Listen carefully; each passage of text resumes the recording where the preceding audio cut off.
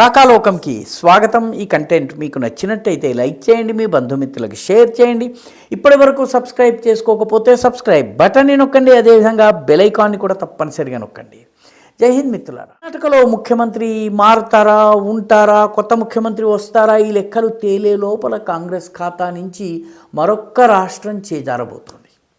ఇప్పటికే కాంగ్రెస్ పరిస్థితి చాలా దయనీయంగా ఉంది. దేశవ్యాప్తంగా సొంత బలం మీద 3 రాష్ట్రాల్లో అధికారంలో ఉంది.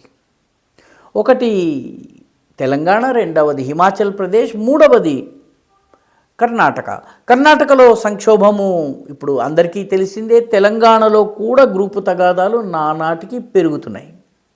అదేవిధంగా హిమాచల్ ప్రదేశ్లో కూడాను ప్రతిభా సింగ్ గ్రూప్కి ముఖ్యమంత్రి సుఖ్వీందర్ సింగ్ సుఖు గ్రూప్కి మధ్య తగాదాలు పెరుగుతున్నాయి. ఒక 3 రాష్ట్రాల్లో కాంగ్రెస్ ప్రభుత్వానికి అక్కడ ఉన్నటువంటి అధికార పార్టీకి తోక పార్టీగా ఉంటూ వస్తోంది. జమ్మూ కాశ్మీర్లో ఉమర్ అబ్దుల్లా వద్దు అన్న కూడా తోక పార్టీగా కాంగ్రెస్ ఉంది. తమిళనాడులో డిఎంకేకి అవసరం లేకపోయినా తోక పార్టీగా కాంగ్రెస్ ఉంది. అయితే జార్ఖండ్లో ప్రభుత్వం ఏర్పాటు చేయడంలో కాంగ్రెస్ పార్టీది కీలకమైనటువంటి పాత్ర. కాంగ్రెస్ పార్టీ జూనియర్ పార్ట్నర్ అయినప్పటికీ కూడా అక్కడ ప్రభుత్వాన్ని నిలబట్టడంలో కాంగ్రెస్ పాత్ర ఉంది. కాబట్టి అది కాంగ్రెస్ ప్రభుత్వంగా లెక్కలో చెప్పుకోవచ్చును. జార్ఖండ్ ముక్తి మోర్చా ముఖ్యమంత్రి ఉన్నప్పటికీ, దానికి 34 సీట్లు ఉన్నప్పటికీ కాంగ్రెస్ బలము అవసరమైంది. ఇంకా చిన్న పార్టీల బలం కూడా కావాల్సి వచ్చింది, అది వేరే విషయం.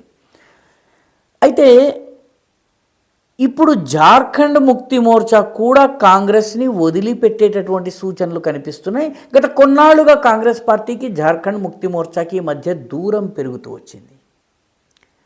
ద్రౌపది ముర్ముకి ఓటు వేసే విషయంలో జార్ఖండ్ ముక్తి మోర్చా ఎన్డీఏ అభ్యర్థికి పక్షాన ఓటు వేసింది, అంతేగాని కాంగ్రెస్ యొక్క ఇండి కూటమి అభ్యర్థికి వ్యతిరేకంగా ఓటేసింది. అప్పటి నుంచి మొదలైంది. బీహార్ ఫలితాల తరువాత జార్ఖండ్ ముక్తి మోర్చా ఆలోచనలో మార్పు వచ్చినట్టుగా స్పష్టంగా కనిపిస్తోంది. జార్ఖండ్ ముక్తి మోర్చా అధినేత రాష్ట్ర ముఖ్యమంత్రి శిబు సోరెన్ కుమారుడైనటువంటి హేమంత సోరెన్, ఆయన ఇప్పుడు ముఖ్యమంత్రి. హేమంత సోరెన్, ఆయన భార్య కల్పనా సోరెన్, వీళ్ళు ఇటీవల ఢిల్లీలో ఒక కీలకమైనటువంటి బీజేపీ నాయకుడిని కలిశారు. చాలా రహస్య సమావేశంగా జరిగింది. చాలా సమయం అనేక అంశాలపైన చర్చ జరిగింది.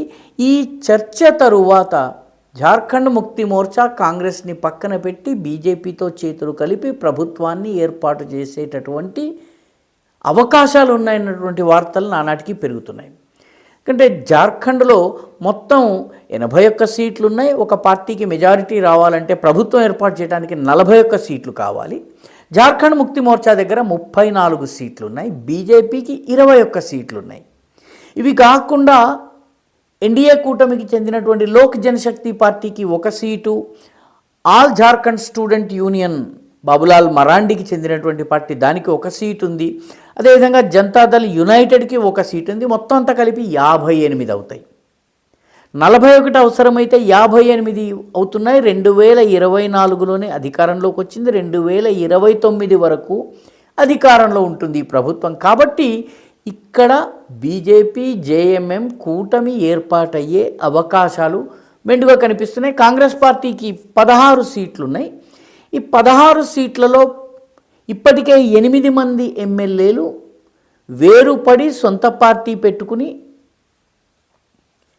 జేఎంఎం కూటమికి మద్దతు ఇచ్చేటటువంటి సూచనలు కనిపిస్తున్నాయి. అయితే యాంటీ డిఫెక్షన్ లాని తప్పించుకోవాలన్నట్టయితే మరొక 3 ఎమ్మెల్యేలని కలుపుకోవాల్సి ఉంటుంది. అంటే 11 మంది, 18లో 11 మంది వస్తే, 16లో 11 మంది వస్తే అది యాంటీ డిఫెక్షన్ లా వర్తించదు. కాబట్టి ఇవన్నీ జరిగేటటువంటి సూచనలు కనిపిస్తున్నాయి. బాబులాల్ మరాండి కూడా చాలా మౌనంగా ఉన్నారు. అంటే జార్ఖండ్లో త్వరలో కాంగ్రెస్ పార్టీ నుంచి అధికారం పోబోతోంది. కాంగ్రెస్ పార్టీ ప్రస్తుతము తోక పార్టీగానో లేకపోతే ముఖ్య పార్టీగానో అధికారంలో ఉన్నటువంటి 5-6 రాష్ట్రాల్లోంచి ఇంకొక రాష్ట్రం కాంగ్రెస్ చేతి నుంచి త్వరలో చేజారిపోయినా ఆశ్చర్యపోనక్కర్లేదు.